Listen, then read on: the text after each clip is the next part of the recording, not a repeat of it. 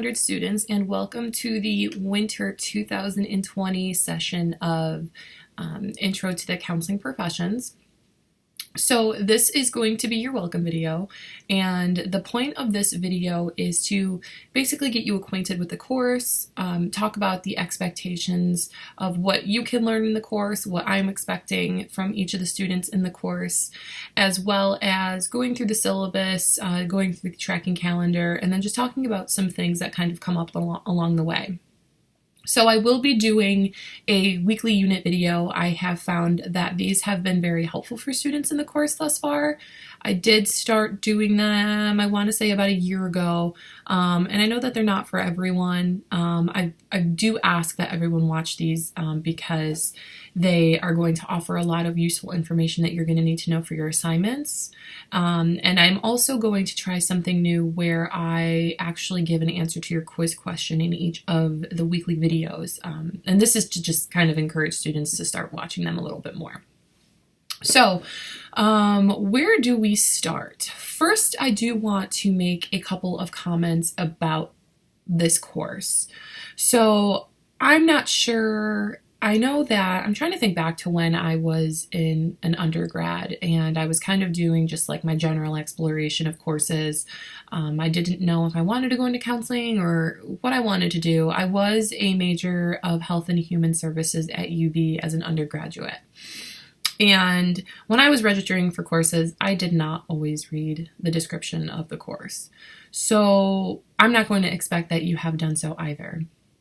Some students might be taking this course because it's required for a counseling minor, because it's required for their program, because they needed an elective, whatever it might be. I just want to make it clear that we are not going to be talking about different counseling techniques in this course or theoretical orientations or anything of that nature. This course is strictly meant to be an introductory course to the counseling professions. So we are going to talk about mental health counselors, rehabilitation counselors, marriage and family therapists, or counselors rather, college counselors, and basically learn information that is essential for you to get a feel of what that type of counseling looks like, what kind of populations they work with, what typical duties they have each day, and that kind of thing. So this is not meant to be a really in-depth counseling course where we will get into different techniques and how to help our clients or really working with clients at all for that matter. So the other thing that I do want to make sure to mention, because I feel like of all semesters that I've been teaching this course, this was pretty prevalent in the fall semester. We will not be talking about social work. I do think that social workers are mentioned in the description at, within UB when you're looking to register for your classes, but that is not a counseling profession that we cover in this course. It was previously with the book that we had been using. I want to say it's been about a year now. So before that, that was a profession that we covered. But as of now, with the text, the very small textbook that we use now, we do not cover social work. So what I want to warn you to stay away from is when you're looking at different counseling professionals, stay away from LMSW and LCSW because those are social work credentials.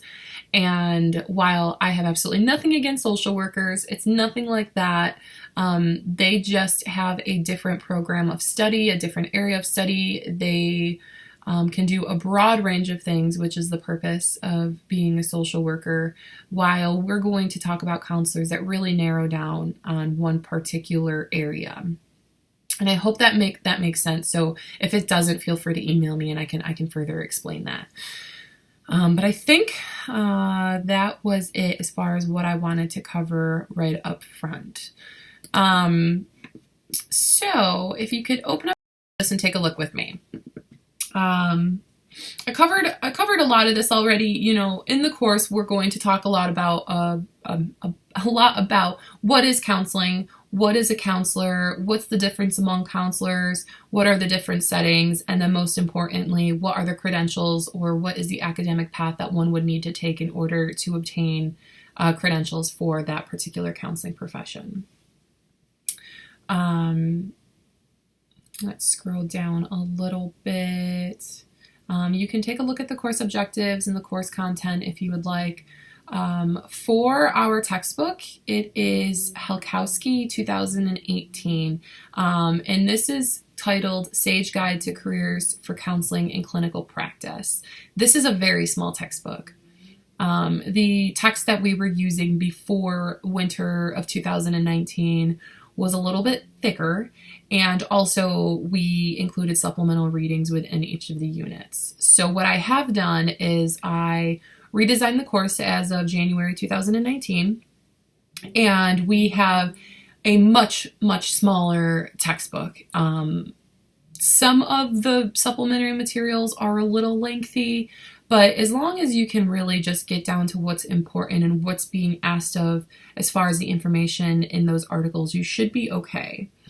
I'm trying to think. I think that might be it. All of your supplemental articles are provided for you within your unit, so you don't have to worry about going and looking for anything additional that we have to read. So getting down to what really I always watch the videos for, or the part of the syllabus that I always jump to, we want to look at course assignments and grading policy. So I am now on page 5. This course is a little different. It's a lot different than what it was in the January of 2019 when I taught the winter course. That was the initial rollout of the new course, and there was a lot of work.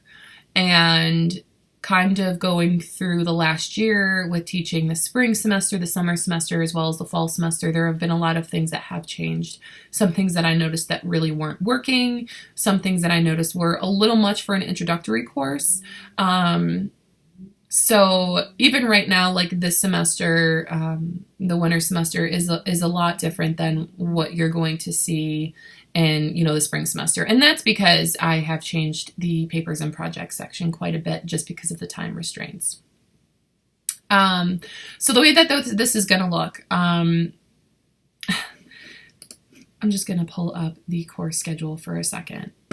So taking this course, or honestly taking any course really, in a summer or especially a winter section is really difficult because you only have so much time to complete a course that would typically be, a full 15-week course. And like I had mentioned that I kind of cut down on the papers and projects.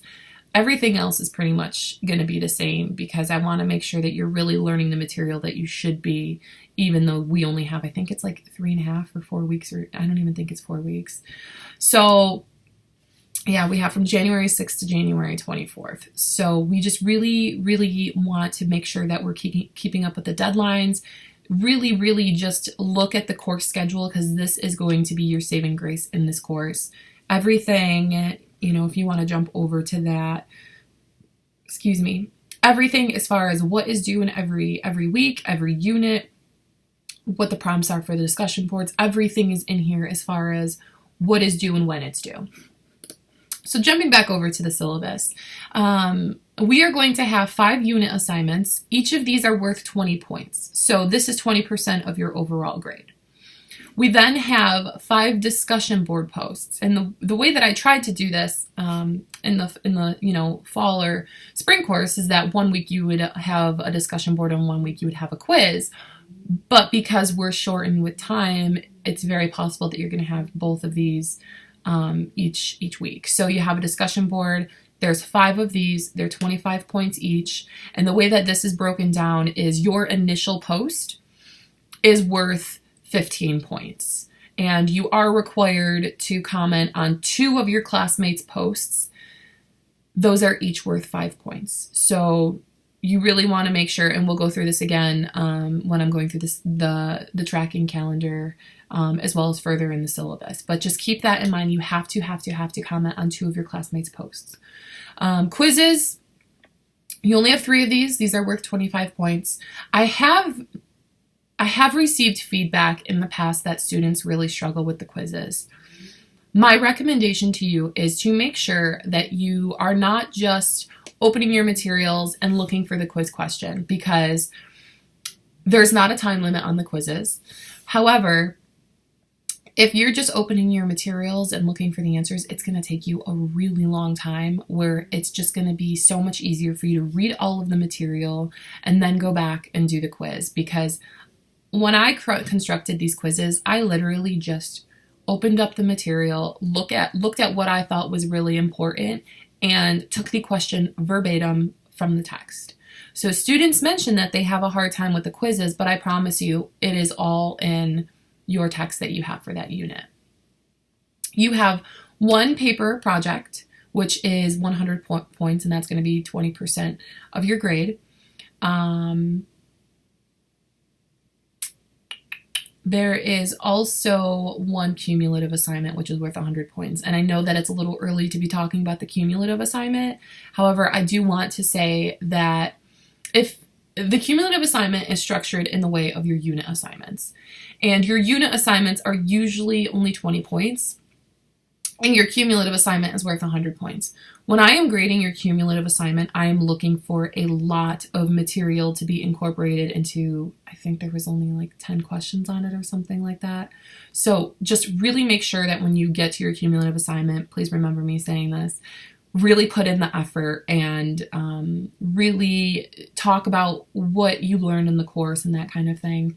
The other thing that I would advise against is copying and pasting your responses from your Unit 1 assignment, because all of our assignments are ran through SafeAssign, and a lot of students actually went last semester and copied the responses from their Unit 1 assignment and pasted it in the cumulative assignment, and they were caught through SafeAssign and they lost points for that assignment. So while we're on that topic, I want to make sure that all students are aware and familiar with the university's academic integrity policy. I had never had really an issue with plagiarism or academic integrity, but there was a bit of it recently, and it's something that I hate because I'm here to help you succeed, but when there is a recycled assignment or plagiarism, there's nothing that I can do, and it's really hard.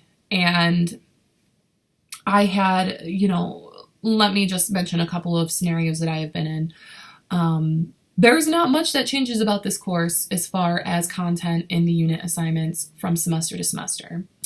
And there are students who have went and used a friend's paper and put their name on it, someone who had taken the course previously.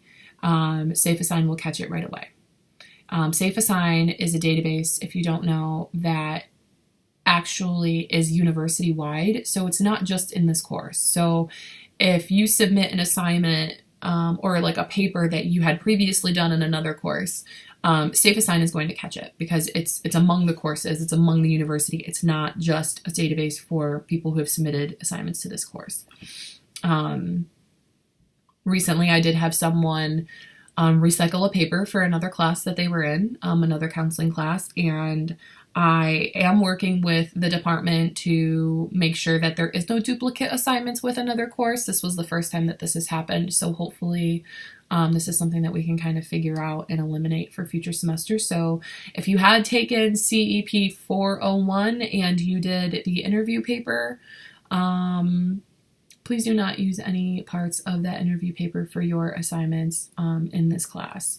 It's particularly a problem for the spring and the fall semester because the spring and the fall students actually have to conduct an interview, and it was very easy for students to recycle the paper from 401 and bring it here. But that shouldn't be too much of a problem for you because your project is different. So now that I'm done with that rampage, if you scroll down a little bit through the syllabus, we will, let me touch on final grades on page 6. Final grades. And this could also kind of touch on late assignments, which I believe is more further down into the syllabus, but I am pretty lenient with late assignments. That does not mean that you can kind of just go ahead and submit a late assignment whenever you get done with it. When I say that I'm lenient, what I mean by that is if you reach out to me and we have a conversation via email or whatever it might be, and you let me know that you've got some stuff going on or you need an extra day or two with an explanation, I have no problem with that.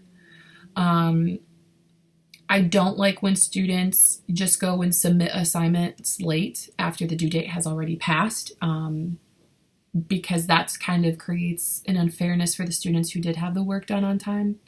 So if you need an extension or something of that nature, please just reach out to me so we can talk about it and find a solution for you.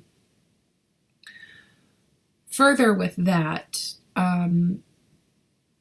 I require all assignments for the semester to be due on the last day that I have assignments due on the syllabus, or the tracking calendar rather. So for this course, I need all assignments by January 24th. And that, again, does not mean you kind of slack on the assignments and then you just go and drop them in the Dropbox on the 24th. If you're going to submit late assignments, we do have to have a chat about it. However, I was getting a lot of students recently who were trying to get me to grade their submissions even after the last day of the semester, which I understand that sometimes things happen, but I have a lot of assignments that I am grading at the end of the semester too, and I have a deadline of when I need to have the grades in. So if there's more than one student that are asking me to grade assignments after the last day of the submission, these things are really piling on and it takes a lot of time. So I will absolutely not take any assignments after the 24th of January. You shouldn't be handing them in late anyways, but given the instance that we actually have a conversation about it and you need an extension, the 24th is the absolute last day that you can hand in an assignment. I think that's it for that. So let's jump into assignment descriptions. So a lot of this is pretty straightforward. With unit assignments, you're going to have one for almost every unit.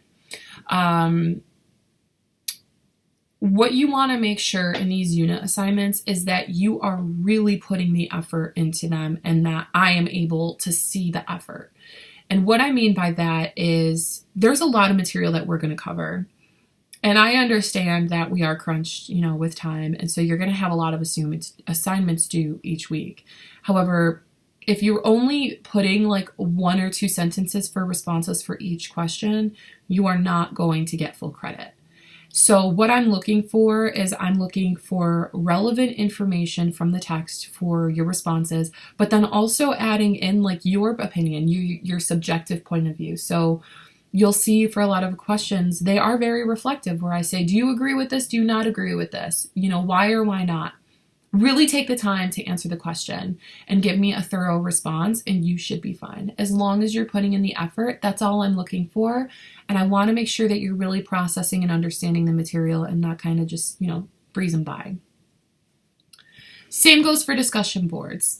You will have prompts. If you go into the discussion board tab in UB, you will find the prompts for you there. But the prompts are also in the course tracking calendar. And for this, you want to make sure you're answering all the prompts, you're giving a reflective response, you're really taking the time to process the material and, share information with other students, sharing another perspective. But then when you're going and you're posting on 2 of your classmates' posts, because remember, we have to do that for every discussion board, you really want to make sure that you're offering some insight or something to their response, as opposed to just 1 or 2 statements saying, I agree with you. Thank you for sharing your perspective. I think that this was, very valuable or like a great point. Really offer some insight, ask them questions, share your opinion, that kind of thing. So in order to get full credit for the 10 points for commenting on 2 of your classmates' posts, you really want to make sure that you are offering some information. So for the quizzes, I already talked about these.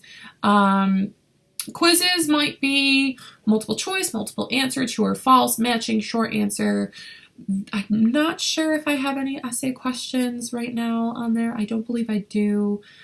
But as I said, it's verbatim from the material. So just make sure you're looking at the material and you should be fine.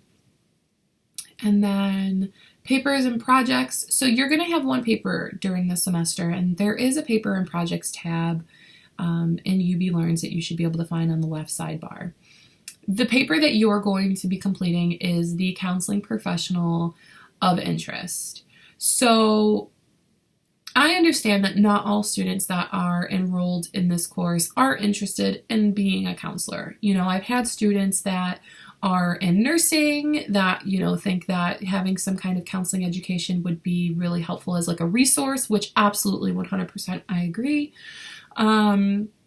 So if by chance you are a student taking this course that you're not interested in the counseling profession, what I'm going to have you do for this is just pick one counseling profession that kind of piques your interest in this course, and that's who you can complete your paper on.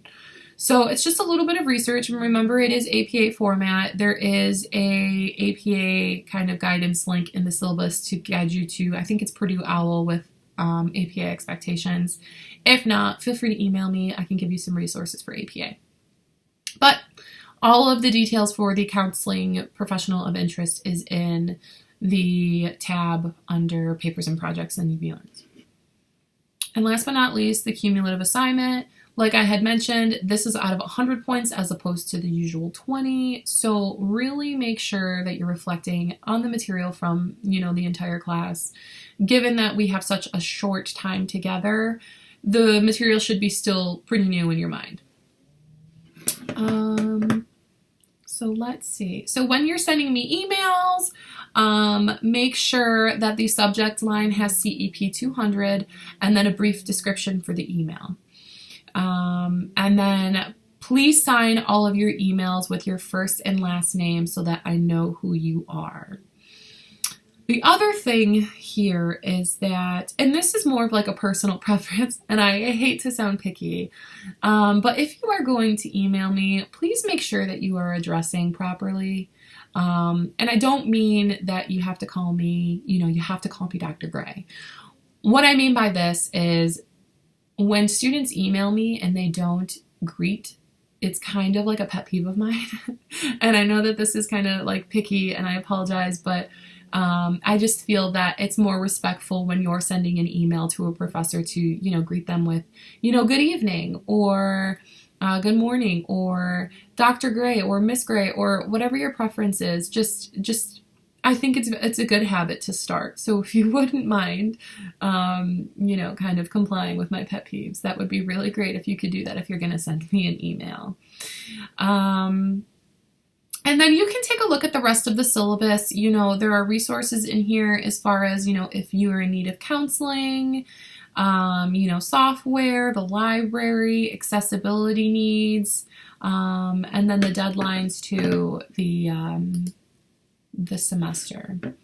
So just glancing over really quick at the winter 2020 course schedule. Again, you can find everything here that you're going to need to know for the course. So, introduction. This is what you, if you're watching this video before the 6th of January, then you are fulfilling your introductory materials. So review the syllabus, review and locate yourself with the materials in UB Learns. Watch this video. I want you to read Halkowski, chapter 1, which is 7 pages long before we start. I'm sorry if you can hear that drilling outside. I'm not sure what that is, but I hope that there's not too much interference. And then you're going to complete discussion board number 1. I know a lot of students don't start the semester until the day of, so it's not a huge deal if you don't do this before the 6th. You know, you're not going to get like pegged for like a late assignment or anything like that. I want you guys to enjoy your winter break as long as you possibly can. So for the intro, you should or you will acknowledge that you have read the course requirements and materials within your post. You should introduce yourself to the class. What's your name? What's your major? Where are you from? Why are you taking this course? What are your expectations? I'm going to be very upset if someone lists the expectations of the course as them wanting to learn more about counseling techniques, because we're not going to learn about that here. And that is usually my given sign that a student has not watched the welcome video. So beware. There are a lot of things in the course that are going to come up that I'm going to turn around and I'm going to say, this is how I know you didn't watch the unit video. And you will lose points. So please, please, please make sure that you're watching the videos. I hate doing that. I really do. So for Unit 1, so this is going to go from Monday the 6th to the following Sunday the 12th. So the end of our units are always going to be at midnight on Sunday, or 11:59 p.m.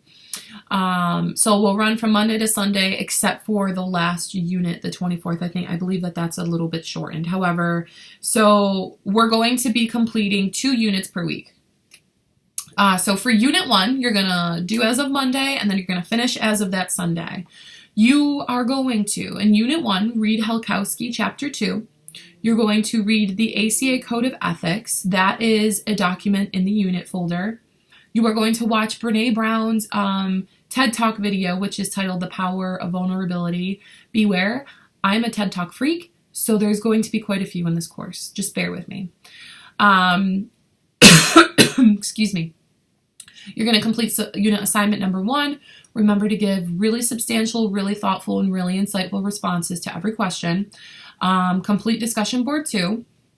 You are going to make your post, and then you're going to comment on 2 of your classmates' posts. And then you're going to do quiz 1. That's Unit 1. You also have to complete Unit 2 in this week. You're going to be completing 2 units per week, so just really make sure you're paying attention to the course schedule. Unit 2. What happens in counseling? So we are going to cover clinical mental health counselors and addiction counselors in this unit.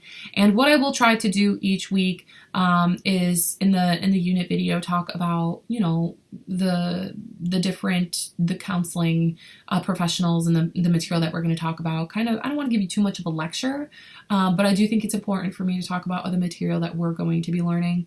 So for Chapter 2, Helkowski, Chapters 3 and 6, watch Mental Health, What Happens in Counseling. It's a YouTube video. It should be in your unit folder for you.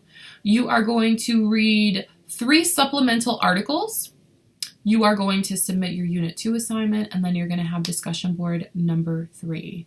So I will talk on Monday about what is in these types of materials, and I am probably going to go on another rant about trauma-informed care because we will be talking about that in Unit 2, and that is something that I am very passionate about. Just wait until we get to Unit 4 where we talk about the ACEs studies, because that's really when I go on my rampage. But overall, I know there's going to be a lot of work in the next few weeks, and I feel for you and I empathize with you. I really try, to cut the summer and the winter courses a break, even though generally we're not supposed to. We're supposed to keep the same syllabus year round with the assignments and stuff, but I really, truly did not believe that having, 3 weeks was going to provide you sufficient time to contact a counseling professional and not even knowing what counseling professional you might have interest in, and then setting up an interview and completing the interview while completing 2 units a week. I did not see that as being an option. So I kind of tried to cut you guys a break, but I do know that still, even with that, there's a lot of material. The point of the supplemental videos and the supplemental readings in this course is that I really wanted to offer students a perspective of different issues that counseling professional that we're talking about that week might run into. So for example, in Unit 4, we have working with children, couples, and families. And the counseling careers there are child and adolescent counselors, marriage couples, and family counselors. And one of the things that these counselors might run into is trauma and childhood abuse and adverse childhood experiences. So what I did was I provided a lot of material on the adverse childhood experiences studies, and it just gives you an opportunity to look into the kind of, issues that these counselors might run into, or these are the type of issues that these clients might be working with their clients. So I not only wanted to give you an introduction of that counselor and what their duties are and the populations they work with, but I wanted to provide you some insight of what types of things that they might run into every day. So that is the purpose of the kind of additional material that is included for each unit. So I do think that's it. The last thing that I wanted to do that I wasn't doing in previous semesters was offering a little bit of insight into my experience in the counseling professions. And I didn't want to add this in the beginning of the video because it kind of just like drags on. But I also could be dragging this on towards the end of the video, you know. But anyways, I know that when I was kind of taking college courses, I wanted to know that the professor that I had was actually competent in the material that they were teaching us, and they didn't really just not have any idea. So what I did want to offer to you is all of the different experiences that I have in each of the counseling professions. And something that we are going to learn is that while you go and get a credential for one counseling profession, that doesn't limit you to only that counseling profession. What I mean by that is, you know, having your license in mental health counseling doesn't mean that you can only do mental health counseling. You know, there's a lot of other jobs like case management and stuff like that that you can do. So you're not only limited to that. For example, like a rehab counselor, which you'll find out, you know, in just a couple of weeks what a rehab counselor does. But they're primarily responsible for assisting individuals who were disabled, you know, on the job, and they need to look for a new job, and, you know, their qualifications that they had, they can no longer, you know, perform with. So they have to entirely change, you know, their career direction. So CRCs not only have to work in the vocational aspect, there's a lot of CRCs working in the addictions capacity. So what I do want to offer, and the reason I mention that is because it's essential for you to know for the counseling profession, but that's also things that I have done with my credentials. I started off as going to nursing school. I went to nursing school for 3 years. I went to a private college, and I realized that I wanted to help people, but nursing was not the helping profession that I wanted to get into. And although I still would love to work in a hospital, I just don't want to do it in a nursing capacity. So I ended up transferring to UB, and I got my bachelor's degree in health and human services with a concentration in community mental health. And I then went on to get my master's degree also from UB. I got my master's degree in rehabilitation counseling. And the reason I got my master's degree in rehabilitation counseling was because if by chance there was ever an opportunity that I wanted to move out of New York State, the CRC certification is recognized nationwide, whereas opposed to a license where you have to get licensed per state. So I graduated with my CRC, and then I realized that I really loved mental health, and I wanted to work in a mental health capacity, and in order to have, you know, more opportunities for jobs, you needed to be licensed. So I ended up there's kind of like a twisty-turny kind of story to this. So I also then decided to go for my PhD. And the thing is about, you know, deciding to go for my PhD was that, you know, 10, 20 years ago, you only needed to have a, you know, associate's and a bachelor's degree to be working in a lot of the capacities that people now work in that are required for master's degrees. So with my, you know, area of interest continuously evolving, I thought it might be worth just keeping, like, you know, to keep going and to get my PhD, because, you know, I never know what I'm going to end up wanting to do down the line. And, you know, it's kind of like a safety net. So I ended up going and getting my PhD as well from UB in counseling education.